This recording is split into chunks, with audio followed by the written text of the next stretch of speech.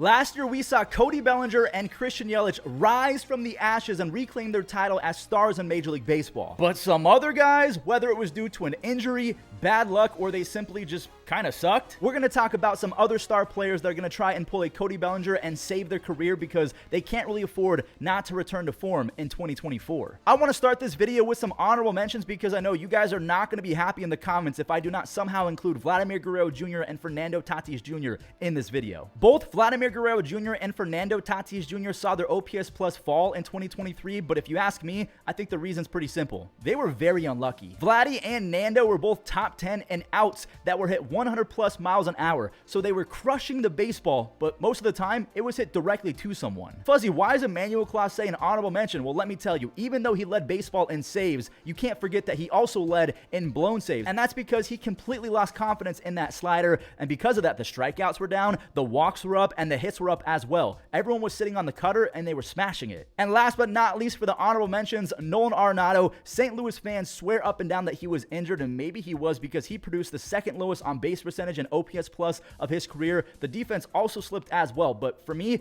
Vladdy, Tatis, Emmanuel Clase, Arenado, they were still good enough to not be included with the rest of these guys. But again, I had to mention Vladdy somehow, otherwise I'd get cooked. So that'll do it for the honorable mentions, and if it sounds like I'm getting emotional, it's because I think I am. What happened to our sweet blue-eyed prince? It makes me so sad to say that Kris Bryant was one of the worst players in all of baseball last year. He had a -1 WAR on Baseball Reference and a 76 OPS plus along with some of the worst outfield defense I've ever seen. And again, it kind of blows my mind to admit that Kris Bryant literally did nothing well in 2023 aside from not chase at pitches outside the zone. That was the only redeemable thing that he did. He's making way too much money to put up a 76 OPS plus and play terrible outfield defense. I'm praying to the baseball gods that he bounces back because I need MVP KB back in baseball. I was about to say from a former MVP to a former Cy Young winner in Chris Sale, but come to find out, he somehow has never won a Cy Young. But the reason why he makes today's video is despite being pretty nasty last year, he had 125 strikeouts and 102 innings. The walks, they were up, and also he was just not as good. Now, maybe you can chalk it up to the fact that he's been injured over the last few years, and because of that, he can't find consistency. But just like Kris Bryant, I hate to say it, they have to be in today's video. Not only did Tim Anderson get rocked by Jose Ramirez, but Tim got rocked by the game of life and Major League pitching itself. He turned in a 60 OPS plus and a -2 WAR. If you told me that Tim Anderson was the worst player in baseball last year, I'd probably give you that because I think he was. He had 1 home run and almost 500 at-bats. Again, he had a 60 OPS plus and the -16 DRS. -16 DRS, how do you do that? I feel like you have to try to be that bad defensively. Tim Anderson is a free agent, so I'm hoping that a fresh start will bring him back to life because once upon a time, he was one of the best contact hitters in the game. I almost don't have words to describe how bad Javier Baez has been, but let's try and find some. The only thing that was holding back Javier Baez of claiming the throne as the worst player in baseball last year was the fact that he's still pretty sick defensively. He had a 2 DRS, so good for him. It's not -16 like Tim Anderson, but Javi had a minuscule 222 batting average, a embarrassing 267 on base percentage, and what did that equate to? A 62 OPS plus. Just like Kris Bryant, he's making way too much money to be that bad. He made $20 million his first year in Detroit, $22 million last year. This has easily been one of the worst contracts of the last 2 decades. Easily. Now, according to the projections on Baseball Reference, they do see him bouncing back to almost 20 home runs and 20 stolen bases. I'm hoping that's the case because El Mago, he's one of the more popular players in baseball. He was on the cover of the show. He's top 10 in most followed baseball players on Instagram. I want El Mago to be good again. Trevor Story had a 52 OPS plus.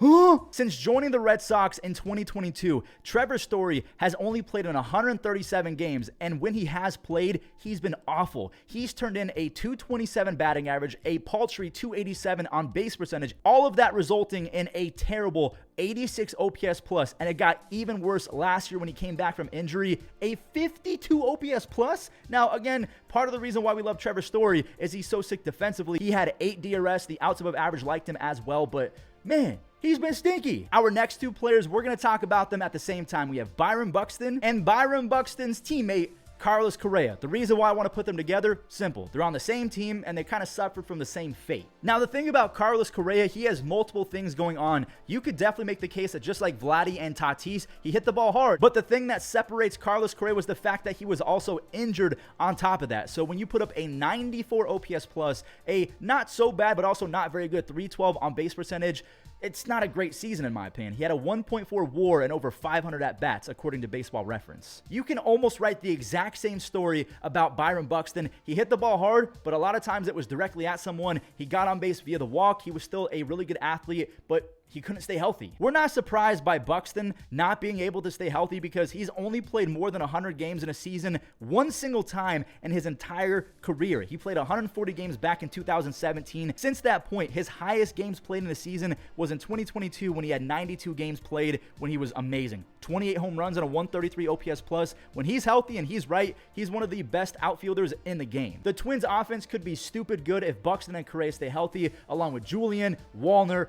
Kirilloff, Lewis. They're stacked. So we've talked a lot about positional players who need to bounce back. What about some pitchers who need to bounce back? And I think we got to start with this guy. Alek Manoah went from a 2.24 ERA to a near 6 ERA in 2023, and it's pretty easy to see why. He couldn't strike out anyone because he couldn't get hitters to chase outside the zone. And on top of that, he was walking everyone and their mother. If you stood in there as a normal civilian and you just closed your eyes, you probably got walked by Alek Manoah. I genuinely feel like there's not really much else to say here. We're talking about a guy that once upon a time was considered one of the big game pitchers in all of Major League Baseball. Can he get back to that? The projections say that he will be better. They have him at a 3.8 ERA and 120 strikeouts and 123 innings. So the strikeouts are going to be better. The ERA in terms of not allowing hits and walks, it should be better as well.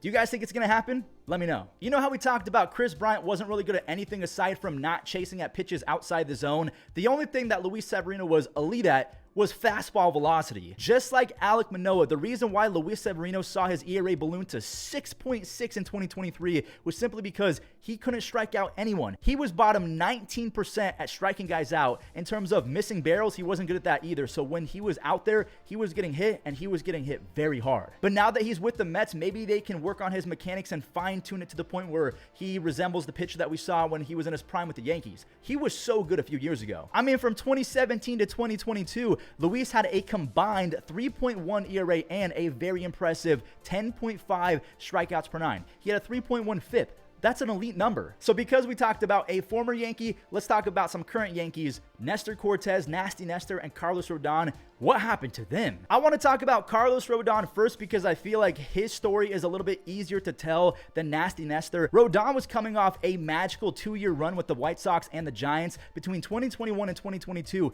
he had a combined 2.6 ERA and a 12.2 strikeouts per nine. He was, in fact, a top 10 pitcher with no argument. Carlos Rodon did suffer a shoulder injury, and maybe I should have put him in honorable mentions, but he did not have a good season like Nolan Arenado. He was just flat out bad. In 14 starts, a near 7 ERA, the strikeouts went down, the walks per nine went up, and the home runs per nine ballooned. They went from a 0.6 to a 2.1. Maybe he's not cut out for Yankee Stadium. I have no idea. Nestor Cortez also went through some injury struggles as well, and he wasn't as bad as Rodon. But just like Rodon, he was insane the previous 2 years, and then he fell off due to his inconsistency with the mechanics as well as injuries playing a part in that. He went from a 2.44 ERA in 2022 to a near 5 ERA, a 4.97 ERA in 12 starts. We saw the strikeouts go up a little bit, so that's encouraging, but the walks went up, the hits per nine went up, the home runs per nine went up. He just was not Nasty Nestor. Listen, all I'm going to say is with the addition of Verdugo and Soto, if Cortez and Rodon return to form,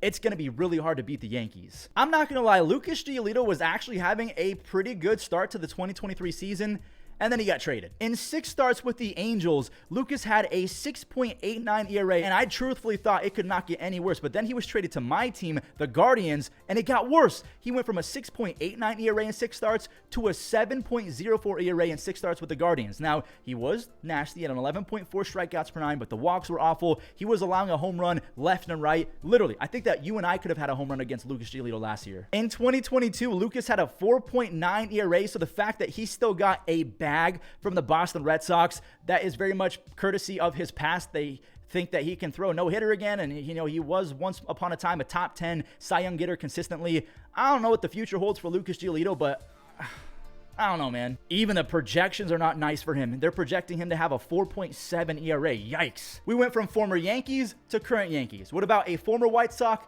to a current White Sox? Don't get me wrong, Dylan Cease was still nasty in terms of the strikeout stuff last year. He had 214 strikeouts and 177 innings, but the scary part is he turned in a near 1.5 whip. That's terrible. It's pretty easy to see why Dylan Cease regressed in 2023. If you take a look at his peripherals, again, the strikeouts were there. The walks were pretty much the exact same, but the hits per nine skyrocketed. He went from a 6.2 hits per nine in 2022 to a near 9 hits per nine, which is not the worst thing in the world, but when you're allowing walks left and right, hits, they're going to kill you every single time. And I'm not sure what happened with his fastball velocity, but it dropped pretty significantly last season. From 2021 to 2022, Dylan Cease had a combined 3 ERA and an 11.7 strikeouts per nine. So he was essentially Spencer Strider before Spencer Strider, but I think that Strider is more consistent with his mechanics. That's the thing about Cease. If he can find that consistency, he's going to be just as good as he was before. Fuzzy, what the heck? Shane Bieber had a 3.8 ERA. That's not too bad. Why is he in today's video? Hold on a second. From May 16th to September 27th, in 13 starts, Shane Bieber had a 4.6 ERA and a 4 FIP. Those are not good numbers at all. I need you guys to look at the screen right now. In 2020, when he won a Cy Young, he had a 14.2 strikeouts per nine. In 2021, he had a 12.5 strikeouts per nine. But during that season, they banned the sticky stuff, right? He went from a 12.5 strikeouts per nine to an 8.9 to a 7.5 strikeouts per nine. And last year as well, the hits were up, the walks were up. Shane Bieber, he's lucky it was only a 3.8 ERA. And it's just really annoying because the Guardians should have traded him after 2022 because he's not going to be back after 2024. He's a free agent after this season. I'm looking at his projections for next year and they're very positive. They have him at a 3.5 ERA and about the same amount of strikeouts and innings pitched. That's pretty good.